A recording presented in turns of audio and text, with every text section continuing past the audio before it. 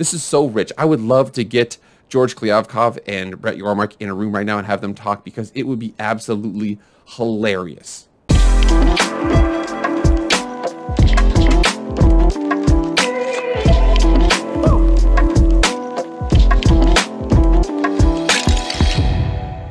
What is up, everybody? It is Jake with Master Football, back at it again. Happy Thursday. Thank you so much for being here. If you want to be updated on all things EA college football, subscribe to this channel right now. I also do plenty of college football videos and some pro and Madden videos as well. Please subscribe. It's free to you. All it's going to cost you is being updated on all things EA college football and plenty of good college football content. Like I said, also pro and Madden videos as well. Remember, like, share, comment, subscribe. Do all that stuff. I appreciate it. Without further ado, let's get into the video. All right, guys, so here we are. We are in the midst of our week one. Week one being done. Week two is coming up. And you know it. You know there had to be a situation. Brett Yormark was asked about something recently in relation to conference realignment, conference expansion, and he said this. From Thomas Newman of SI.com, Big 12 Commissioner Brett Yormark eyes West Coast expansion. Oh, boy. He literally just came out and said it. The winds of change are blowing fiercely in college athletics, and they show no more sign of quieting down anytime soon. The latest indication of further conference realignment comes from the new Big 12 Commissioner Brett Yormark, who recently declared that his league was open for business in regard to expansion. Yormark visited the University of Cincinnati on Wednesday and reaffirmed his interest in growing the conference, according to Justin Williams of The Athletic. Obviously, going out west is where I'd like to go. Entering a fourth time zone, a program that has national recognition, one that competes at the highest level in basketball and football, stands for the right things, is a good cultural fit. It says right here that the Big 12 has long been solely based in the Central Time Zone. That changes next year with UCF and Cincinnati bringing the league's banner into the Eastern Time Zone. West Virginia is also in the Eastern Time Zone. And BYU extending its boundary to the Mountain Time Zone. Now Yormark is considering the Pacific Time Zone a nationwide footprint. It has also been reported that as many as 6 Pac-12 schools, Arizona, Arizona State, Colorado, Utah, Oregon, and Washington, are drawing interest from the Big 12. And Wednesday's comments from Yormark only serve to amplify that noise. So did you honestly believe that the season occurring and everything like that was going to slow down the talks about realignment? No, it absolutely was not. Now, we have a couple questions here. The big questions is, what does Brett Yormark reasonably think that he can get, or realistically think he can get, or what does he potentially think he can get? So there's a lot of talks out there because obviously the big brand, like he said, national brand, competitive in basketball and football, cultural fit, whatever the heck that means, looks out west. You see the fact that they would probably be Pac-12 schools. You see like University of Kansas, you see Texas Tech, you see Oklahoma State, pretty solid brands. I mean, Kansas is a solid basketball brand. I mean, one of the best, but you know, extending out there, adding some other brands out there. They already have BYU in the Utah market. So what do they honestly think that they can get? Again, I think this is important because Brett Yormark sees the writing on the wall right now. What the writing on the wall is it looks like that there's going to be a potential situation with Big Ten, and the Big Ten might take Oregon and Washington, and then from there, there's going to be some pillaging of the carcass that is the Pac-12. That being said, I do think that this was big news against that, meaning I don't really know what Brett Yormark thinks he can make happen. Check this out. Again, here we go from SI.com. Ohio State reportedly against Big Ten expanding more. Could Ohio State's being against Big Ten expansion buy the Pac-12 a time and allow them to expand? That has been the big conversation out there. This seems to be a battle between Kevin Warren of the Big Ten and Ohio State. Ohio State's like, why are we adding these new markets? Whereas Kevin Warren is trying to be forward-thinking. He's trying to be out there getting expansion, make sure we can have more West Coast time zones, fill out those time slots, things like that. I think that's what he's thinking, but I think that Ohio State's starting to realize, you know, pump the brakes here. There might be some limitations on that. So we take that assumption out there, that Ohio State is going to prevent, at least for the time being, a Pac-12 pillaging out west. The Pac-12 is going to survive, like I said, for now. So with that being said, what does Brett Yormark honestly believe he can go out and get and bring over to the Big 12?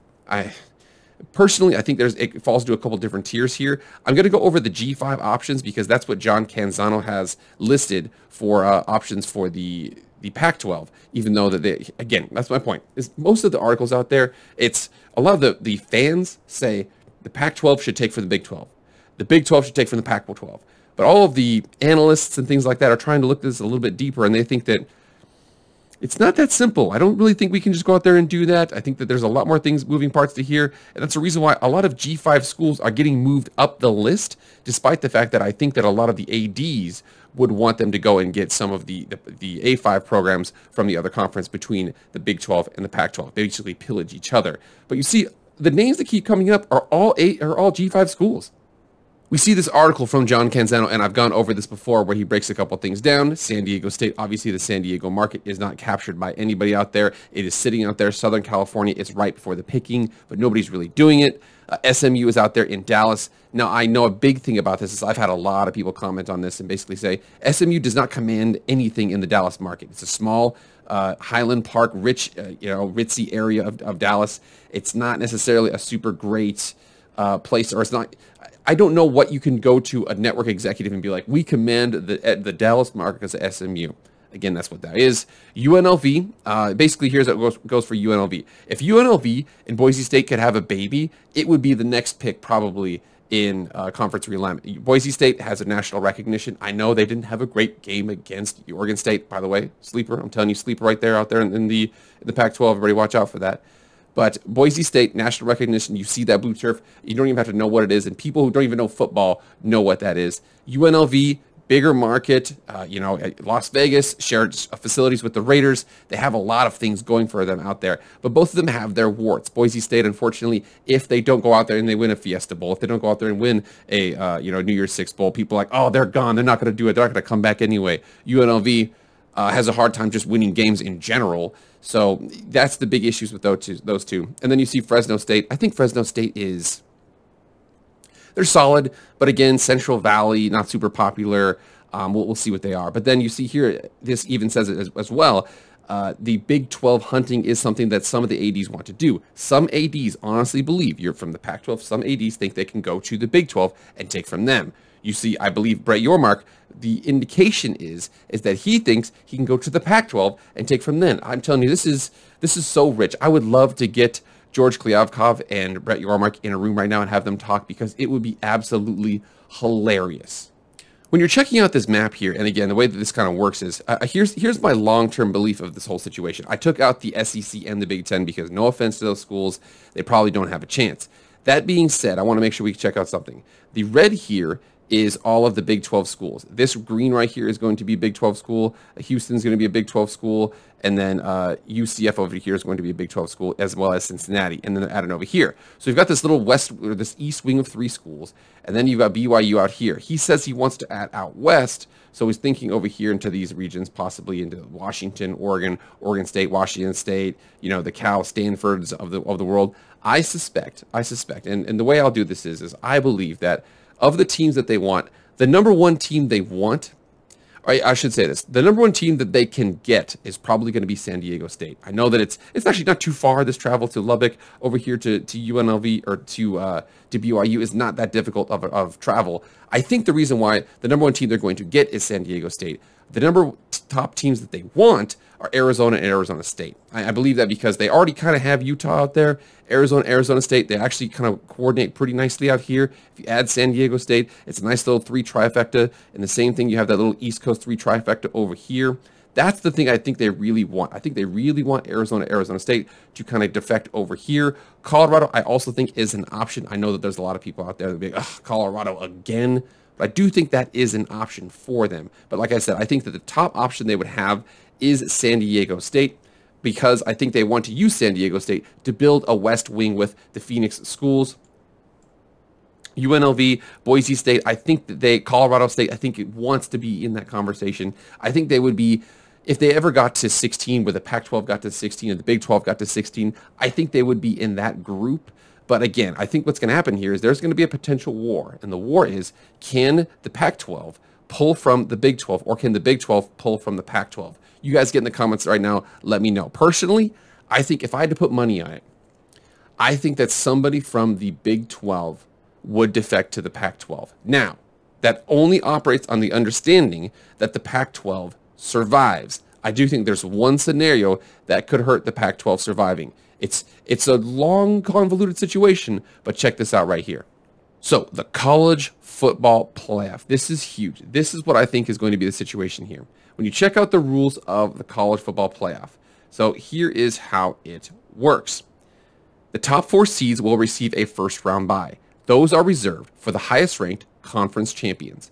In this model, Notre Dame or any other independent, they're strongly indicating that it's Notre Dame, will never have the chance at a first round bye because they will never play in a conference championship game. I believe that the college football playoff, in the way that it was set up specifically by the conferences, because obviously it's not fair that Notre Dame doesn't play a conference champion and they can get a first round bye, something like that. That makes total sense.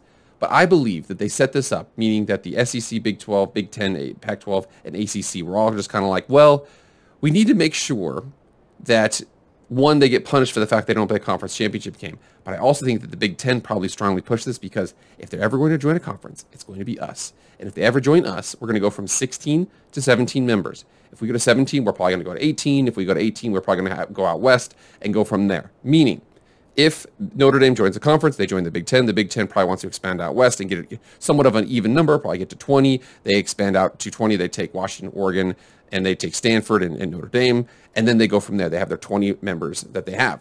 And then from there, the Pac-12 adds, then the Big 12 adds, and then the American adds, and then basically everybody just kind of pillages below them, so on and so forth. So I think that's the next step. Once Notre Dame, if they can ever feel the heat enough to join a conference, and specifically the college football playoff was written that way, it was written to that extent. If they ever feel the heat enough, or if the money that the Big 10 gets to the point where it's $40-50 million more than what Notre Dame gets per year, then I think they're going to have to start to think about joining a conference. But again, I think that it's written into the rules right now. That law, that stipulation is meant to promote or to strongly indicate that Notre Dame should join a conference. Once they do, I think this starts all over again. However, I think for right now, I believe it's mostly posturing, and at best, the Pac-12 and the Big 12 can probably only pull from the G5 right now. Like I said, right now. But going forward, I think that once Notre Dame gets added, all bets are off. Everything's over. It's going to be dogs sleeping with cats, cats sleeping with dogs, everything like that. All right, guys, get in the comments right now. Let me know what you guys think. And remember, please like, share, comment, subscribe. Do all that stuff. I appreciate it. I'll see you guys later. I am out.